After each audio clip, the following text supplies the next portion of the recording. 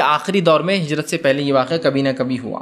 ٹھیک, اب اس سفر کی کیفیت کیا رہی اور اس میں کیا ہوا وہ بھی آپ کے سامنے رکھ دیتا ہوں تاکہ بہت ساری جو باتیں الجھنیں یا غلط فہمی ہوتی وہ بھی دور ہو جائے ہمارے ذہنوں سے. ٹھیک, اس سفر کے اندر اب بہرحال یہ واقعے کو میں روایتوں کے اعتبار سے بیان نہیں کروں گا, مختلف روایتوں کو میں نے کڑیوں میں جوڑ دیا تاکہ ایک سلسلے وار قصہ بن جائے, واقعہ بن جائے, ورنہ اگر میں الگ الگ رکھوں گا تو ایک روایت میں ایک ٹکڑا آتا ہے, دوسرے میں دوسرا, تیسرے میں تو مشکل ہوگا.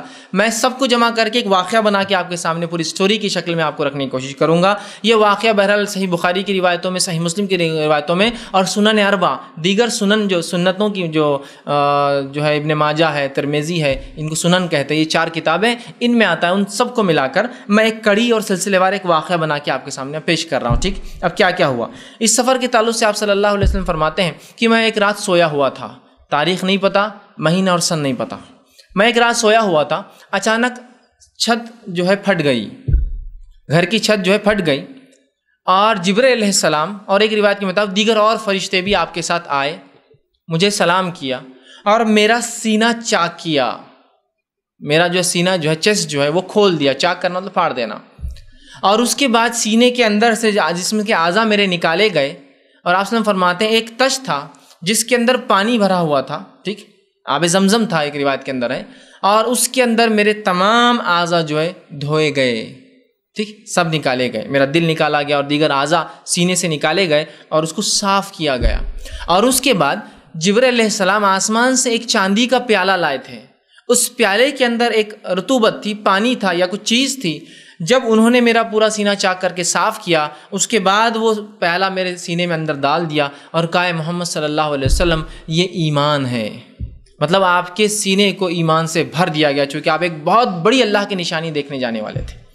تو سینہ چاک کیا گیا, اعضاء صاف کیے گئے, اور اس کے بعد آپ کے سینے کے اندر ایمان کا پیالہ جو جبرائیل علیہ السلام آسمان سے لائے تھے اس پیالے کو پلٹا دیا گیا. پھر آپ فرماتے ہیں جبرائیل اپنے ساتھ ایک جانور لے کر آئے تھے جس کا قد گدھے سے بڑا اور خچر سے چھوٹا تھا, جس کو جبرائیل نے براق کا نام دیا. براق, ٹھیک, جس کا قد گدھے سے وہ بڑا جانور تھا, خچر سے کم تھا سائز میں, اور اس کا نام براق تھا, اور مجھے اس پر سوار کیا. اور اس براق کی خصوصیت یہ تھی کہ جب وہ ایک قدم سے دوسرا قدم ڈالتا تو آسمانی دنیا جس کو کہیں جہاں تک نظر جاتی وہاں تک اس کا ایک قدم بڑھتا. مطلب جب وہ ٹریول کرتا, جب وہ دوڑتا وہ جانور, تو اس کی خصوصیت یہ تھی کہ ایک قدم کا جو دوسرا قدم ڈالتا تو جہاں تک آپ کی نظر جاتی اس سے آگے اس کا دوسرا قدم پڑتا تھا. اتنا دور تک وہ پھلانگ مارتا تھا, ایک پھلانگ, جیسے گھوڑے ہوتے ہیں نا بھاگتے ہیں, اتنا اس کا وہ تھی. مجھے اس پر سوار کیا گیا, میں اس پر سوار ہوا اور مجھے لے کر جو ہے مسجد حرام سے مسجد اقصیٰ پہنچا دیا گیا. یہ رات کا سفر کا پہلا حصہ طے ہو رہا ہے. اقصیٰ پہنچایا گیا. جب مسجد اقصیٰ میں پہنچا تو وہاں میں نے اس براق کو ایک جگہ باندھ دیا جہاں تم لوگ مسجد اقصیٰ جاتے ہو تو اپنے گھوڑے باندھتے ہو. مطلب یہ اسی وقت جو کیفیت ہوتی تھی وہ اسی حقیقی اعتبار سے ہو. اور ایک بات یاد رکھی, کچھ لوگوں کی غلط فہمی یہ ہوتی ہے کہ آپ صلی اللہ علیہ وسلم نے معراج روحانی سفر کیا یا جسمانی سفر کیا. یاد رکھیے معراج کا سفر رسول اکرم صلی اللہ علیہ وسلم نے جسمانی کیا, روحانی نہیں کیا. یہ کوئی خواب نہیں تھا, جسمانی. چونکہ قرآن کی آیت کیا ہے, سبحان الذی اسری بعبدہ, پاک ہے وہ ذات جو لے گیا اپنے بندے کو. اور عبد کا لفظ ایک انسان پہ تبھی لگتا ہے جب اس کے اندر جسم, جان اور روح تینوں چیزیں موجود ہو. بندہ تبھی ہوتا ہے, مرنے کے بعد روح نکل جاتی تو خالی جسم رہتا ہے, جان بھی نکل جاتی ہے اس کی. تو بندہ اسی کو کہتے ہیں جس کے اندر تینوں چیزیں موجود ہو بیک وقت. تو اس کا مطلب یہ سفر جسمانی ہوا, خواب میں نہیں ہوا. یاد رکھیے جو کچھ لوگ غلط فہمی میں ہوتے ہیں, جسمانی ہوا ہی بہرحال. اور اللہ کے لیے کیا ناممکن ہے, ٹھیک ہے بہرحال. تو آپ وہاں گئے, آپ کہتے میں نے اس خچر کو وہاں باندھ دیا جہاں تم لوگ اپنے گھوڑے باندھتے ہو. اس کے بعد جو ہے مسجد اقصیٰ کے اندر تمام انبیاء موجود ہوئے, اور وہ آپ سب فرماتے کہ تمام انبیاء آئے اور میں نے ان کی امامت کی. اب وہ انبیاء کیسے آئے؟ کیا مسجد اقصیٰ میں اس زمانے میں آبادیاں نہیں تھی جو آپ اکیلے میں گئے یا ویران تھی؟ نہیں, وہ آباد مسجد تھی. پھر لوگوں کو کیسے پتہ نہیں چلا رات میں کوئی آیا مسجد کھولا؟ یہ تمام باتیں غائب کے علم سے ہیں. اپنے اللہ رب العزت کو اپنے بندے سے یہ کام کروانا تھا, اس نے وہ کروا دیا. ہم اس پر ایمان لاتے ہیں بس. اور کیسا ایمان لانا ہے انشاءاللہ آخری میں ایک واقعہ بھی رکھوں گا, اس پر ایمان کیسے لانا. تو آپ کو پہنچا دیا گیا اور یہ تمام چیزیں غائب میں ہو رہی. یاد رکھیے انبیاء علیہ الصلوۃ والسلام کا اس جگہ آنا یہ سب غائب کی باتیں ہیں. اب اس سے کوئی خیاس آرائیاں نہ شروع کر دے جب وہاں انبیاء آئے، اس کا مطلب انبیاء زندہ ہے، انبیاء فلاں ہیں، یہ خیاس آرائیاں بہت غلط ہوں گی اور انسان کا عقیدہ صحیح راہ چھوڑ کر، صحابہ کے طریقے پہ چھوڑ کر کہیں اور چلا جائیں گا. ٹھیک، بس ہوا. غائب کا معاملہ کیسے ہو واللہ عالم، اللہ بہتر جانتا ہے، اور اللہ کے لیے کوئی ناممکن چیز نہیں ہے یہ سب. تو بہرحال آپ فرماتے ہیں کہ تمام انبیاء وہاں موجود ہوئے اور مجھے امامت کا شرف دیا گیا. اس سے نبی اکرم صلی اللہ علیہ وسلم کا، اسی لیے آپ کو امام الانبیاء کا لقب دیا جاتا ہے. آپ تمام نبیوں کے سردار ہیں، تمام نبیوں کے لیڈر ہے. چونکہ ظاہر سی بات ہے جو نماز کو پڑھا ہے وہ آپ کا لیڈر ہوتا ہے، اسی لیے نماز پڑھانے والوں کو امام کہتے ہیں. امام کا معنی ہوتا ہے لیڈر، وہ آدمی جو آپ ہر جگہ آگے رکھنا چاہتے ہیں اپنے سے. امام ویسے عربی لفظ کا معنی ہوتا ہے آگے، ورا کا معنی پیچھے، امامہ کا معنی آگے ہوتا ہے. اور امام مطلب جو آپ کو آگے بڑھ کے لیڈ کرتا ہے، آپ کو چلاتا ہے، جس کو دیکھ کر آپ رہنمائی کرتے ہیں، حاصل کرتے ہیں، جس کے پیچھے چلتے ہیں. تو یہاں رسول اکرم صلی اللہ علیہ وسلم کو انبیاؤں کا سردار بنایا گیا اور آپ نے نماز پڑھوائی. ٹھیک، اور یہ سفر یہاں ختم ہوا. یہ پہلا سفر کا فیز تھا جو حرام سے اقصیٰ تک ہوا. اس کے بعد آپ فرماتے ہیں کہ جبرائیل مجھے ساتھ لے کر چلے اور وہاں سے آسمانی سفر شروع ہوا جس کو معراج کہا جاتا ہے. اور پہلے آسمان پہ میں، جبرائیل اور دیگر فرشتے پہنچے اور جبرائیل علیہ السلام نے دستک دی. مطلب آسمان کے دروازے ہوتے ہیں اور جو بند ہوتے ہیں، دستک دی اور کہا، دستک دی گئی اور کہا کون ہے؟ اندر سے سوال ہوا. مطلب فرشتے بھی علم غیب نہیں رکھتے، ان کو پتہ نہیں تھا باہر کون ہے. کہا کون ہے؟ تو کہا جبرائیل. فرشتوں نے دیکھا تو کہا ساتھ کون ہے؟ تو کہا محمد صلی اللہ علیہ وسلم. پوچھا گیا کیا اجازت ہے؟ جبرائیل علیہ السلام سے دیگر فرشتوں نے سوال کیا کیا اجازت ہے؟ تو کہا اجازت ملی ہے. تو کہا پھر اہلاً و سہلاً. پھر دروازہ کھولا گیا اور پورے 7 آسمانوں تک یہی معاملہ ہوتا رہا. اجازت ہے پوچھا گیا. مطلب فرشتے وہ مخلوق ہے جو اللہ کے حکم کے بغیر کام نہیں کرتے. چونکہ جبرائیل نے کہا اجازت ہے، اس کا مطلب اجازت ہوں گی. تو دستک دی، آپ سے فرماتے ہیں فرشتوں نے پوچھا کون ہے؟ جبرائیل نے کہا جبرائیل ہے. کہا ساتھ کون ہے؟ تو کہا محمد صلی اللہ علیہ وسلم. کہا اجازت ہے؟ تو کہا اجازت مل گئی ہے کہ لایا جائے. کہا ٹھیک ہے. پھر دروازے کھولے گئے، فرشتوں نے سلام کیا، آپ نے ان کے سلام کا جواب دیا. آپ آگے بڑھے تو ایک بزرگوار شخصیت اس آسمان پر بیٹھی تھی. پہلا آسمان، فرسٹ فیز. آپ نے دیکھا اور کہا جبرائیل یہ بزرگ شخص کون ہے؟ تو کہا اے محمد صلی اللہ علیہ وسلم یہ آپ کے اور انسانیت کے باپ آدم علیہ السلام ہے. آپ صلی اللہ علیہ وسلم فرماتے ہیں وہ ایک بزرگ شخصیت تھے اور میں نے دیکھا، میں ان کے نزدیک گیا، میں نے انہیں سلام کیا. انہوں نے کہا اے پیارے بیٹے خوش آمدید، ویلکم، خوش آمدید تمہاری، ویلکم تم اس آسمان پر لائے. اس کے بعد آپ نے فرماتے ہیں میں نے آدم علیہ السلام کو دیکھا، وہ جب اپنے سیدھے ہاتھ کی طرف دیکھتے ہیں تو خوش ہوتے ہیں، الٹے ہاتھ کی طرف دیکھتے ہیں تو رنجیدہ ہو جاتے ہیں، روتے ہیں، غمزدہ ہو جاتے ہیں. میں نے کہا جبرائیل یہ کیوں اس طرح سے سیدھے ہاتھ کی طرف دیکھتے ہیں خوش ہوتے ہیں، الٹے کی طرف دیکھتے ہیں رنجیدہ ہو جاتے ہیں؟ تو کہا اے محمد صلی اللہ علیہ وسلم آدم علیہ السلام کے سیدھے ہاتھ کی طرف انہیں وہ ان کی اولاد دکھائی جاتی ہے جو جنت میں جانے والی ہے، تو دیکھ کر آپ خوش ہو جاتے ہیں. اور کوئی بھی باپ خوش ہوں گے بچوں کی کامیابی دیکھ کر. لیکن جب آپ کو وہ لوگ دکھائے جاتے ہیں جو آپ کی نسل سے ہوں گے، آپ کی اولاد سے ہوں گے، لیکن شرک اور کفر اور نفاق اور اللہ کا انکار کرنے کی وجہ سے آخرت میں جہنم جانے والے، غمزدہ ہو جاتے ہیں. تو آپ صلی اللہ علیہ وسلم نے پوچھا ہے جبرائیل آدم کی اولاد میں سے فیصد کے اعتبار سے کتنے میں سے کتنے جنتی اور کتنے جہنمی ہیں؟ تو کہا اے محمد صلی اللہ علیہ وسلم 1000 میں سے ایک جنتی ہے، صرف 1000 میں سے 1.0001%، اشاریہ 0.001% لوگ جنت میں جائیں گے، صرف 1000 میں سے ایک جائیں گا. تو کہا ہر 1000 میں سے ایک جنتی ہے اور 999 جہنم میں جانے والے ہیں. تو اسی لیے آدم ایک طرف دیکھتے ہیں تو خوش ہوتے ہیں، دوسری طرف دیکھتے ہیں تو غمزدہ ہو جاتے ہیں. بہرحال یہ تھا سفر کا پہلا حصہ اور پہلا آسمان. آپ فرماتے ہیں وہاں سے مجھے پھر دوسرے آسمان کی طرف بڑھایا گیا. دوسرے آسمان پہ جب میں پہنچا دستک دی گئی، پھر سے پوچھا گیا کون؟ تو کہا جبرائیل. کہا ساتھ کون ہے؟ تو کہا محمد صلی اللہ علیہ وسلم. کہا اجازت ہے؟ تو کہا اجازت ملی ہے. تو کہا خوش آمدید. دروازہ کھولا گیا، فرشتوں نے آپ کو سلام کیا. آپ کہتے ہیں میں وہاں سے جب دوسرے آسمان پر گیا تو میں نے 2 شخصیات کو دیکھا. میں نے پوچھا اے جبرائیل یہ دونوں کون ہیں؟ اس سے بھی پتہ چلتا ہے نبی اکرم صلی اللہ علیہ وسلم کو علم غیب نہیں تھا. آپ بار بار پوچھ رہے یہ کون ہے، یہ کون ہے، یہ کون ہے، یہ کون ہے. تو کہا اے محمد صلی اللہ علیہ وسلم اس میں سے جو ایک ہے وہ یحییٰ ابن زکریا ہے. یحییٰ ابن زکریا مطلب یحییٰ علیہ السلام جو زکریا علیہ السلام کے بیٹے تھے. اور دوسرا کہا گیا یہ عیسیٰ ابن مریم ہے علیہ السلام. آپ صلی اللہ علیہ وسلم نے دیکھا اور ایک روایت میں آپ فرماتے ہیں میں نے جب عیسیٰ علیہ السلام کو دیکھا ایسی کیفیت میں تھے کہ بال جیسے انسان کے بھیگے ہوئے ہوتے ہیں، نہا کر نکلتا ہے ہلکے ہلکے بھیگے ہوئے، اور آپ کے بال کاندھوں تک تھے اور اس میں سے پانی ٹپک رہا تھا، ایسا انسان نہا کے نکلتا ہے. ٹھیک، تو بہرحال آپ فرماتے ہیں کہ پھر میں آگے بڑھا اور دونوں نے مجھے سلام کیا. آپ صلی اللہ علیہ وسلم نے جواب دیا. کچھ روایتوں میں آپ کے سلام کرنے کے الفاظ ہے، کچھ نبیوں کو، اور کچھ روایت میں ان کا ہے. بہرحال دونوں ہی باتیں درست ہو سکتی ہے. ایسا دو لوگ ملتے ہیں اور دونوں سلام کرتے ہیں اور پھر دونوں بھی جواب دیتے ہوتا ہے نا کبھی، واللہ عالم. بہرحال کچھ روایتوں میں الفاظ ہے کہ انبیاء نے آپ کو کیا، کچھ میں الفاظ ہے کہ آپ نے انبیاء کو کیا. بہرحال سلام ہوا.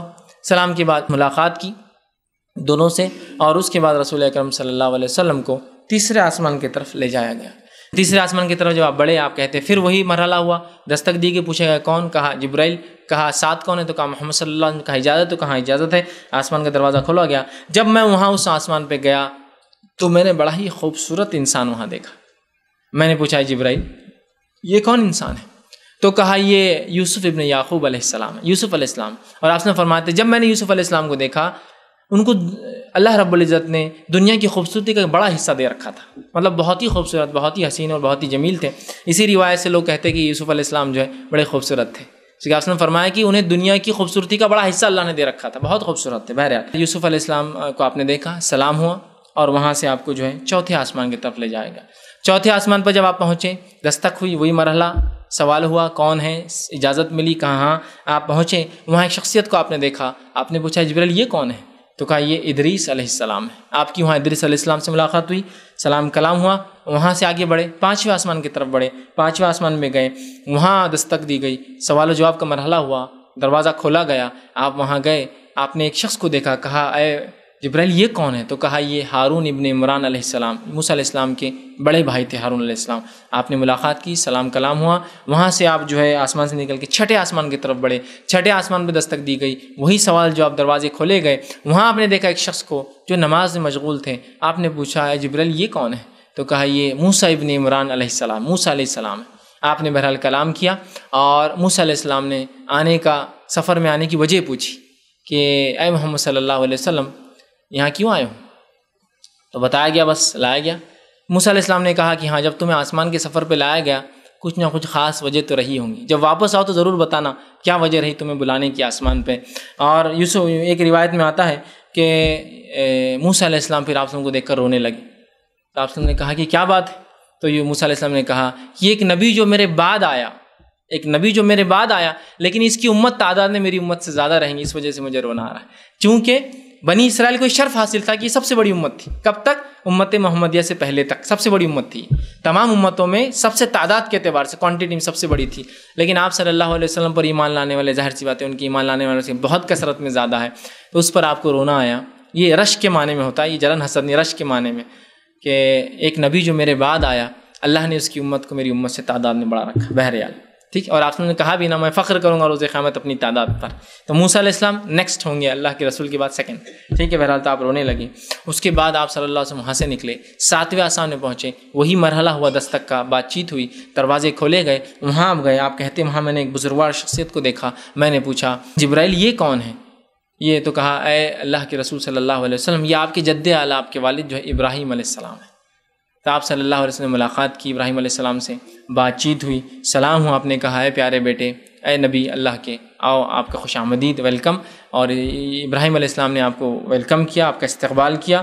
اور ایک روایت میں آتا ہے کہ ابراہیم علیہ السلام وہاں جب آپ سے ملے وہ بیٹھے ہوئے تھے، اور جس جگہ ابراہیم علیہ السلام ساتویں آسمان پہ رہتے ہیں وہاں ایک بیت المعمور، ایک گھر بھی اللہ کا، یاد رکھیے. جس طرح سے کعبہ دنیا میں گھر ہے، تو ویسے ہی ساتویں آسمان پہ اسی کعبے کی سیدھ میں ایک اور گھر ہے آسمان پہ، اس کو بیت المعمور کہتے ہیں. تفصیلات آگے آئیں گی بیت المعمور کی. تو آپ فرماتے میں نے ابراہیم علیہ السلام کو وہاں پایا، اور وہاں ایک گھر تھا جیسا کعبہ ہے دنیا میں، اور فرشتے اس کا طواف کرتے تھے، طواف کرتے تھے جیسا ہم طواف کرتے ہیں. اور ایک وقت میں 70,000 فرشتے اس کا طواف کرتے تھے. اور اس کے بعد جب نکل جاتے تھے تو قیامت تک ان کی دوسری باری نہیں آنے والی ہے. مطلب فرشتوں کی تعداد کتنی ہے کہ ایک فرشتہ جب ایک بار بیت المعمور کا طواف کر لیتا ہے تو قیامت تک اس کو نیکسٹ چانس نہیں ملنے والا ہے. کوانٹٹی دیکھیے. اور 70,000 ایک وقت میں طواف کر رہے ہیں، ون ٹائم 7 بار کرتے ہوں جیسے ہم بھی 7 بار کرتے ہیں. 70,000 کے طواف کرنے کے نکلنے کے بعد چانس نہیں ہے نیکسٹ ٹائم آنے کا، قیامت تک کے لیے چانس نہیں. مطلب اتنے فرشتے اللہ کی، لیکن اس کے باوجود بھی دیکھیے اللہ رب العزت نے انسانوں اور جنوں کو پیدا کیا. حالانکہ اس کی عبادت حمد و ثنا بڑائی کے لیے اتنی مخلوق تھی جو تعداد میں اتنی کہ 70,000 بھی ہر وقت کرنے کے بعد بھی وہ نیکسٹ ٹائم ان کا چانس نہیں آنے والا ہے. آپ نے کہا کاش، ایک روایت نے فرمایا کاش اے عائشہ تیری قوم کا نیا ایمان لانے کا مجھے ڈرنا ہوتا تو میں بھی کعبے کو ویسے ہی کر دیتا جیسا بیت المعمور تھا کہ لوگ طواف کرتے اور دروازے کو نیچے بنا لیتا. ابھی دروازہ اوپر ہے نا، آپ دیکھیں 7-8 فٹ پہ دروازہ ابھی جو کعبے کا دروازہ ہے. تو مشرکین نے اوپر کر دیا تھا. کیوں اوپر کیا تھا معلوم؟ وہ کہتے تھے کہ صرف ہم جیسے بڑے لوگ جائیں گے، عام لوگ نہیں گھسنا اس. تو انہوں نے اوپر کر دیے تھے. آپ نے فرمایا لیکن اگر تیری ایمان لانے والی نہ ہوتی عائشہ تیری قوم مطلب قریش، تو میں کیا کرتا، کعبے کو بیت المعمور کے جیسا اس کے دونوں دروازوں کو نیچے لاتا اور ایک طرف سے لوگ گھستے اور دوسری طرف سے باہر نکلتے. مطلب طواف کے علاوہ اس میں جانے کی بھی اجازت ہوتی. بہرحال خیر وہ نہیں کرے آپ اس لیے کہ ڈر تھا کہ قوم میں اشتعال نہ ہو جائے، کچھ تماشا نہ ہو جائے، لوگ خاموخواہ ایک مسئلہ نہ ہو جائے. بہرحال تو بیت المعمور کا وہ طواف کرتے اور نکلتے اور جاتے. وہاں ابراہیم علیہ السلام سے ملاقات ہوئی. ابراہیم علیہ السلام نے کچھ نصیحتیں بہرحال امت مسلمہ کے لیے آپ صلی اللہ علیہ وسلم کو کی مختلف. چونکہ یہ اسراء اور معراج کی روایتیں اتنی زیادہ ہے اور کوئی بھی ایک روایت مکمل نہیں ملتی ہے کہ تو ہر راوی نے کسی مطلب کے تحت اور کسی مقصد کو بیان کرنے روایت کا ایک حصہ بیان کیا، تو پوروں کو جوڑنا ممکن ہی نہیں ہے. بہرحال اس کے بعد جو ہے آپ صلی اللہ علیہ وسلم وہاں سے آگے بڑھے اور ایک مقام تک گئے جس مقام کا نام آتا ہے سدرۃ المنتہا. وہاں جبرائیل علیہ السلام گئے اور کہا ہے محمد صلی اللہ علیہ وسلم یہ لاسٹ ڈیڈ لائن ہے میرے لیے، اس کے آگے میں نہیں بڑھ سکتا، یہ میری یہاں لمٹ ختم ہو گئی. یہی حد تھی جس حد تک میں، آپ فرشتوں کے سردار ہے جبرائیل علیہ السلام، میں یہاں تک آ سکتا، اس کے آگے میری حد نہیں ہے. اب یہاں سے آپ آگے آ جا سکتے ہیں، یہاں سے آپ کو بلایا گیا، لہٰذا سفر آپ کا آگے اکیلے ہے. اور وہاں سے سدرۃ المنتہا کے آگے جو آخری حد تھی، آپ حدیث میں فرماتے ہیں کہ سدرۃ المنتہا ایک درخت ایک جھاڑ تھا. وہاں سدر کہتے ہیں جھاڑ کو، ٹھیک، وہ ایک جھاڑ تھا سدر، اور سدر کہتے ہیں عام طور سے بیری کی جھاڑ کو عربی زبان میں. اس کے پتے ایسے تھے اس جھاڑ کے جیسے ہاتھیوں کے کان ہیں، بہت بڑے بڑے پتے تھے اور بہت وسیع، اتنا بڑا جھاڑ کی جس کی کوئی انتہا نہیں. کچھ روایتوں میں آتا ہے اس کا ایک پتا اتنا بڑا کہ 500-700 سال تک ایک گھوڑا تیز رفتار بھاگتا رہے تو اس کو پورا نہ کر سکے، ایک ایک پتا. اور جھاڑ میں ایسے کروڑوں لاکھوں پتے ہوتے ہیں. بہرحال پھر میں وہاں سدرۃ المنتہا سے جو ہے بیت المعمور سدرۃ المنتہا، وہاں سے جبرائیل چھوڑ دی مجھے اور میں وہاں سے آگے گیا اور پھر اپنے رب سے میں نے بات چیت کی. رسول اکرم صلی اللہ علیہ وسلم نے اللہ رب العزت کو یاد رکھی وہاں نہیں دیکھا. ماں عائشہ رضی اللہ عنہا کی واضح حدیث ہے، آپ نے فرمایا جس نے یہ کہا کہ نبی اکرم صلی اللہ علیہ وسلم نے اللہ کو دیکھا اس نے جھوٹ کہا. اس لیے کہ اگر وہ دیکھتے رسول اکرم صلی اللہ علیہ وسلم اللہ کو تو یقیناً اپنے بیوی کو تو ضرور بتاتے آ کر کہ میں نے دیکھا ہے. لیکن آپ نے کبھی بھی اللہ رب العزت کو نہیں دیکھا. اس سفر میں آپ نے جبرائیل علیہ السلام کو اپنی حقیقی شکل میں دیکھا. جو دنیا میں آتے وہ حقیقی شکل میں نہیں آتے تھے، وہاں حقیقی شکل میں دیکھا. اور اللہ سے آپ جو ہے کمان یا 2 کمان کی دوری پر تھے. اور یہ کمان دنیا کی کمان نہیں ہے، اندر کی کمان جو ہوتی ہے یہ آخرت کا ہے. اگر جس کے جھاڑ کا ایک پتا 700 سال کی مسافت کا ہو گھوڑے کی بھاگنے کی رفتار کے، تو کمانیں کیسی ہوں گی، ہے نا. اندازہ لگائیں ایک جھاڑ کے ایگزاگریمیشن میں اس کے تسلسل میں ایک کمان کو لگایا. آپ کے گھر کا ایک جھاڑ اور دروازہ کیسا ہوتا ہے، واللہ عالم، یہ سب غائب کی باتیں ہیں. بہرحال آپ نے لیکن اللہ کو نہیں دیکھا، لیکن اللہ سے کلام کیا. پھر ایک آواز آئی اور اللہ کے رسول صلی اللہ علیہ وسلم کو وہاں 2 تحفے دیے گئے. ایک نہیں تھا، 2 تحفے تھے. پہلا تحفہ دیا گیا اور یہ تھا کہ آپ کو سورۃ البقرہ کی آخری 2 آیتیں دی گئی، آسمان پہ دی گئی. اس میں کوئی فرشتہ نہیں آیا تھا. کون کون سی؟ سورہ بقرہ کی آیت میں 285 اور 286، لاسٹ 2 آیتیں. آمن الرسول بما انزل الیہ من ربہ والمؤمنون سے لے کر جو ہے اس کے بعد والی آیت کے خاتمے تک یہ 2 آیتیں وہاں دی گئی. اور ان 2 آیتوں کی فضیلت آپ صلی اللہ علیہ وسلم فرماتے ہیں اگر کوئی شخص یہ 2 آیتیں پڑھ لے تو اس کے لیے کافی ہو جاتی ہے. کافی، اگر مر جائے تو مطلب کافی جنت جانے کے لیے. کافی ہونا مطلب یہ مومن کے لیے کافی کیا ہے، دنیا تھوڑی، اس کے لیے تو آخرت ہے اور آخرتی کامیابی کافی ہے. آپ فرماتے جو ان آیتوں کو پڑھ لے، مطلب ان آیتوں کو پڑھ لے، سمجھ لے، ان کے مطابق عمل ہو تو یہ پھر اگر مر جائے تو کوئی مسئلہ نہیں، کافی ہو جائیں گے اس کے لیے، اس کے نجات کے لیے آیتیں کافی. اور آپ صلی اللہ علیہ وسلم ہر رات سونے سے پہلے 2 آیتوں کو پڑھتے تھے کیونکہ آپ کو خاص دی گئی تھی بلا کر. تو پہلا تحفہ 2 آیتوں کا دیا جانا. اس کے بعد آپ کو دوسرا تحفہ ملا اور وہ سب سے اصل تھا. یاد رکھیے یہ تو قرآن کا حصہ ہی ہے قیامت تک کے لیے. یہ تحفہ بڑا اہم تھا اور وہ تحفہ تھا نماز کا تحفہ، جو آپ کو اللہ نے فرمایا اے محمد صلی اللہ علیہ وسلم آپ کی امت کے لیے 50 وقت کی نماز فرض کی گئی ہے. نبی اکرم صلی اللہ علیہ وسلم خوش ہوئے.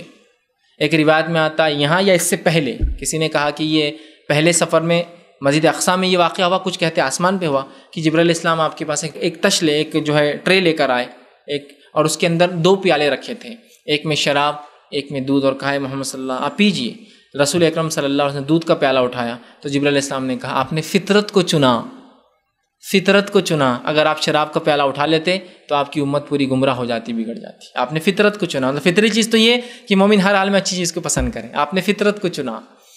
اس کے بعد جو ہے آپ صلی اللہ علیہ وسلم کو 50 نمازیں دی گئی، آپ وہ تحفہ دیے، خوش ہوئے اور وہاں سے واپس لوٹنے لگے۔ جب واپس آتے وقت چھٹے آسمان پہ آئے تو موسیٰ علیہ السلام نے کہا تھا نا آتے وقت مجھے بتانا کیوں آئے ہو، باقی انبیاء نے نہیں کہا تھا۔ تو اللہ کے رسول صلی اللہ علیہ وسلم پوچھا اے محمد صلی اللہ علیہ وسلم کیا ملا، تمہیں کیوں بلایا گیا تھا؟ تو کہا اللہ نے مجھے 50 وقت کی نمازیں میری امت پر فرض کی ہے۔ موسیٰ علیہ السلام نے کہا دیکھو میں بھی جو ہے نبی رہ چکا ہوں قوم کا، میں جانتا ہوں میری امت کو تو اس سے بہت کم تھا، تمہاری امت اس کو پورا نہیں کر پائیں گی، اللہ سے جا کر تخفیف کنسیشن کی گزارش کرو۔ آپ سے فرماتے ہیں کہ میں پھر لوٹا، مطلب 6 آسمان سے پھر 7واں اور پھر سدرۃ المنتہا کے آگے گیا اور اللہ سے گزارش کی کہ اللہ کچھ تخفیف کی جائے۔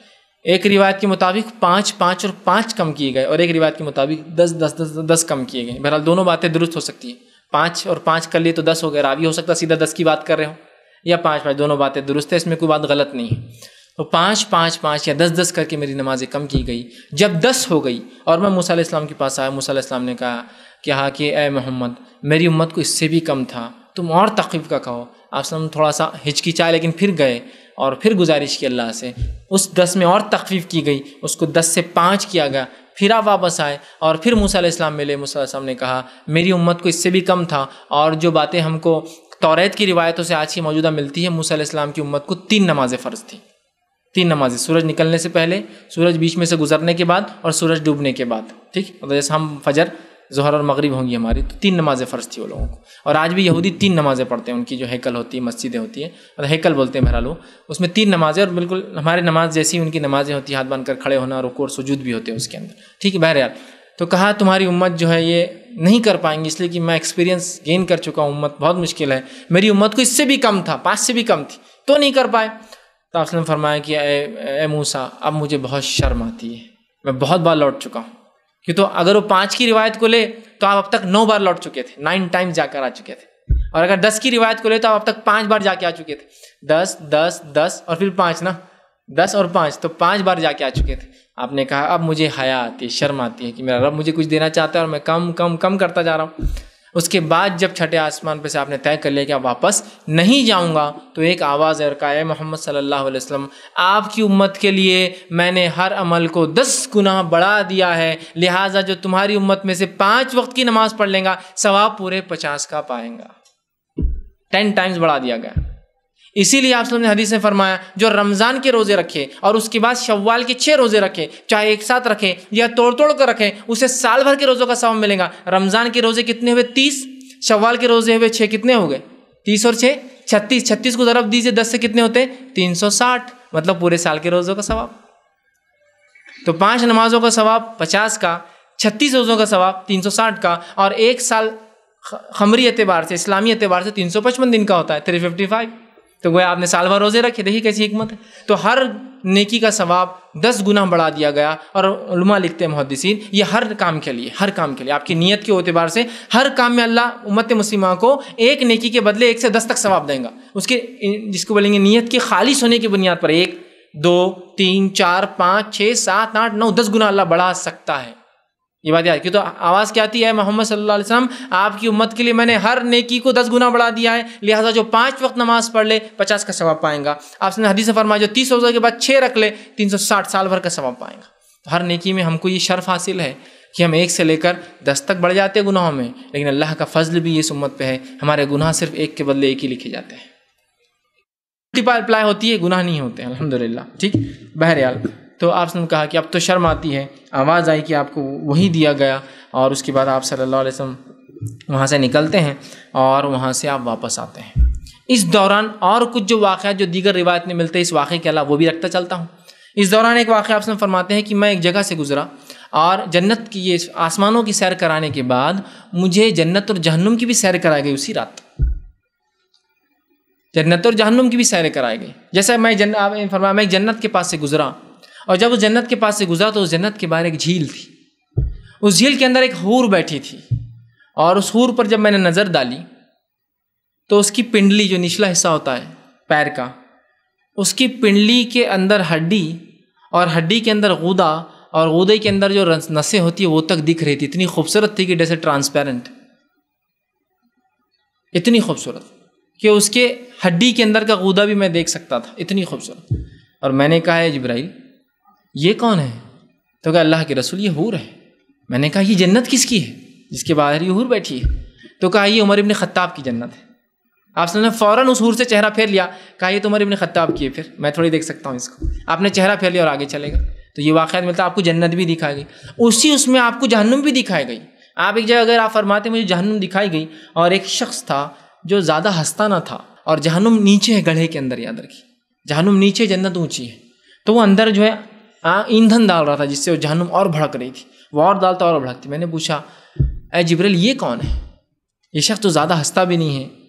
تو کہا یہ مالک ہے، یہ جہنم کا داروغہ ہے، جہنم کو دہکانا سلگانا لوگوں کو ڈالنا اس کی ذمہ داری، یہ پورا مینٹیننس، مطلب پوری جہنم کو یہی دیکھ بھال کرتا ہے. داروغہ مطلب ہیڈ ہے اس کا. اس سفر معراج میں ہی عذابات آپ نے دیکھی، کیوں تو جہنم میں سب سے پہلے آنکھ کے عذاب کے ساتھ تمام عذاب لگے ہوئے. آنکھ کے ساتھ وہ آنکھ کے گولے کھانا، آنکھ کے ساتھ وہ خون اور پیپ پینا، آنکھ کے ساتھ وہ روندے جانا، آنکھ کے ساتھ سب ہے معلوم. آنکھ کے ساتھ وہ توق ڈالا جائے گا گلے میں جو زمین پہ گرے گا، جو دوسروں کی زمین لوٹ لیں گا، آنکھ کے اندر ہے سبھی. اور وہاں کی آنکھ دنیا کی آنکھ سے 70 گنا زیادہ ہے، 70 ٹائمز. آپ نے فرمایا کہ دنیا کی آنکھ کے مقابلے میں جہنم کی آنکھ 69 درجے، اگر ٹوٹل ملا لیا تو 70 درجے زیادہ ہے. اور دنیا کی آنکھ سے مراد کیا معلوم آپ کو؟ دنیا میں کتنی آگ ہم پیدا کر سکتے ہیں اس کے مقابلے میں. آج ہم جانتے ہیں انسان لاکھوں ڈگری سینٹی گریڈ تک پہنچ سکتا ہے. جو نیوکلیئر فیشن ہوتا ہے نا، جو کسی مادے کے خلا جو ہوتا ہے نیوکلیئر جس کو بولتے ہیں، اس کو جو توڑا جاتا ہے مختلف ذریعے جس سے اتنی انرجی نکلتی ہے، جس سے آج کل بہت سے ری ایکٹرز وہ چلتے ہیں، اس کو توڑنے کے لیے لاکھوں ڈگری لگتا ہے. تو لاکھوں ڈگری تک تو ہم جا سکتے ہیں. لاکھوں ڈگری تک اگر ہم دنیا میں جا سک رہے ہیں، 1 لاکھ لے لیجیے موٹا موٹا حساب، تو 1 لاکھ کو ضرب دے دیجیے آپ 70 سے، 70 لاکھ ڈگری ٹیمپریچر جہنم کی آگ ہوگی. اور قیامت تک انسان کتنی آگ پیدا کر پائیں گا، پتہ نہیں کتنے کروڑ ڈگری اس کے مقابلے میں، چونکہ دنیا کی آگ کے مقابلے میں 69 ٹائمز زیادہ ہے. اور وہ آگ اتنی زیادہ ہے اور اتنی سخت ہے کہ اس کا رنگ کالا ہے. آپ بھی جانتے ہیں، میں بھی جانتا ہوں، آگ کے فیزز ہوتے ہیں اور ہر فیز میں آگ کی انٹینسٹی سے اس کا رنگ چینج ہوتا ہے. ہماری گھر کی گیس کو آپ دیکھیے اودی ہوتی ہے، اودی کے بعد لال ہوتی ہے، اور سب سے اوپر والی لو اگر بڑی تو وہ اورنج رنگ کی ہوتی ہے نا. تو وہ اورنج کا ٹیمپریچر زیادہ ہوگا.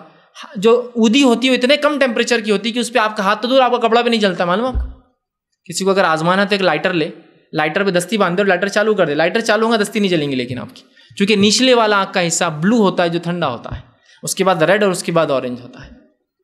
تو آنکھ اپنے الگ الگ ٹیمپریچر کے حساب سے رنگ بدلتی ہے. جہنم کی آنکھ 70 درجے اتنی زیادہ ہے کہ اپنا رنگ کھو چکی ہے، کالی ہو چکی ہے. اس کے بعد آپ فرماتے ہیں کہ میں جہنم کے داروغہ مالک سے ملاقات کی.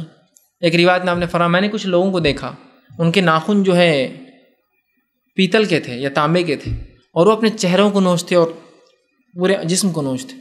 میں نے کہا جبریل یہ کون لوگ ہیں، کیا کرتے، یہ کیا نوچ رہے؟ تو کہا محمد صلی اللہ علیہ وسلم یہ آپ کی قوم کے وہ لوگ ہیں جو غیبتیں کیا کرتے تھے لوگوں کی.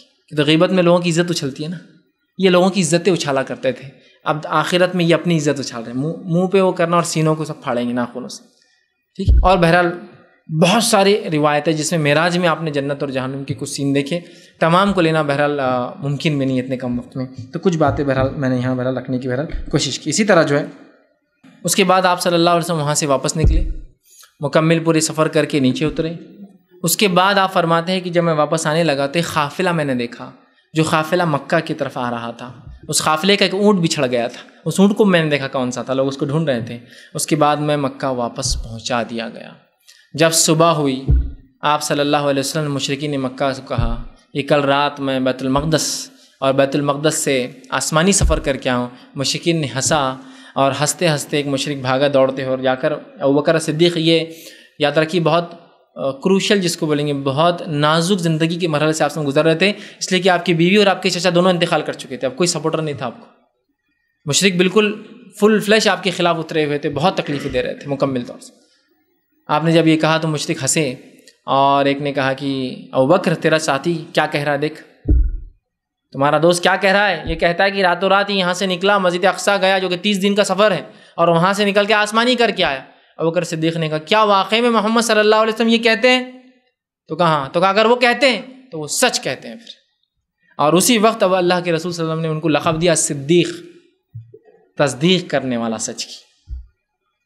ہے نا. ایسا ایمان ہونا چاہیے ہمارا رسول اللہ علیہ وسلم کی ہر زندگی کے معاملے میں کہ تصدیق کر لے کہ رسول نے کیا تو بس ہم کو یہ کرنا اور ایسے ہی ہے وہ. سمجھ رہے آپ. اسی وقت آپ نے آپ کو لقب دیا اور کہا صدیق. ابوبکر وہ اور اس بات کو رسول اللہ صلی اللہ علیہ وسلم اپنی زندگی میں دہراتے بھی رہے. جب مدنی زندگی میں ایک بار عمر ابن خطاب نے ابوبکر کو تھوڑا کچھ غیر غلط کہہ دیا تو آپ صلی اللہ علیہ وسلم اٹھے اور کہا کہ تم کیوں ابوبکر کو غلط کہتے ہو؟ اس لیے کہ یہ وہ تھا جب پوری دنیا میرا انکار کر رہی تھی، یہ میرا اقرار کر رہا تھا. جب پوری دنیا میرے خلاف تھی ابوبکر میرے ساتھ کھڑا تھا، تو اس کو کیوں برا بولتے ہو؟ اگر ابوبکر سے کوئی غلطی بھی ہو تو اس کو برداشت کر لیا کرو، چونکہ اس کے احسانات بہت زیادہ ہیں مسلمانوں کے اوپر. تو صدیق کا لقب آپ کو دیا گیا تب اس واقعے کے بعد. اور ہمارا ایمان بھی ایسی ہونا چاہیے. اس لیے میں نے کہا نا اس واقعے پہ ہمارا ایمان کیسا ہو؟ صدیق اکبر کے جیسا ایمان ہو. بس ایسا ہوا تو ہوا، بس ختم. عقل میں آؤ مت آؤ، سمجھ میں آؤ مت آؤ، لیکن اگر بات ثابت ہے تو ہم ایمان لاتے ہیں اس پر. ٹھیک ہے. یہ بات ان لوگوں کے لیے جو عقلوں سے لڑاتے ہیں قرآن حدیث کو. نہیں، عقل میں تو نہیں آتا ہے. تمہاری عقل کہاں اتنی بڑی ہے بھائی، جاؤ عقل کو سدھار کے آؤ. کتاب و سنت بہت اونچی چیز ہے، یاد رکھیے. بہرحال اب اس کے بعد وہ آپ نے جب یہ کہا تو مشرک جمع ہو گئے اور کہا چلو اب یہ بتاؤ وہ بتاؤ وہ بتاؤ. کہ تو ظاہر سے آپ کبھی وہاں سفر پہ نہیں گئے تھے. پوچھا گیا یہ بتاؤ، آپ شام میں سفر کے لیے گئے تھے لیکن بیت المقدس کبھی سفر نہیں کیا تھا. آپ نے پہلے اپنے چچا کے تجارتی قافلے لے گئے تھے شام کو آپ، اور اس کے بعد اپنے بیوی خدیجہ رضی اللہ عنہا کے قافلے لے گئے تھے، لیکن کبھی بھی آپ نے بیت المقدس کا سفر نہیں کیا تھا.